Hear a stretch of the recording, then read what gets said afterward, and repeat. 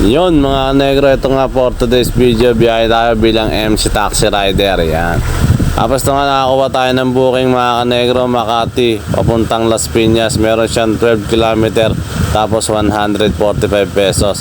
Yun nga mga kanegro, kaya 145 pesos lang kasi student yung sasakay, may discount sila mga kanegro pag student. Senior PWD yan, may mga discount kay Joyride dyan mga kanegro.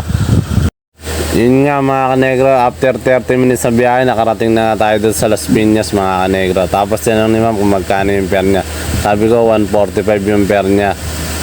Tapos 200 bibigay ni ma'am, sabi niya 20 na lang daw ibigay ko sa kanya mga kanegro. Kaya ayun, may tip tayong 35 pesos. Bali pumalo din ng 180 yung fare ni ma'am kasama yung tip natin, diba? Kaya goods na rin yung mga kanegro, diba? Sobrang panalo na yun, syempre may tip.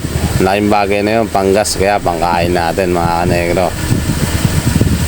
Meanwhile, Yun nga mga kanegro, habang binabaybay ko tong kahabaan ng Quirino, pinasukan tayo ng booking dito papuntang Maynila. Ayan, bali Las Piñas to Manila mga kanegro, meron siyang 14 km tapos 199 pesos yung fare mga kanegro. Kaya ayan, sinakay na natin si ma'am, baka isakay pa na iba yan mga kanegro.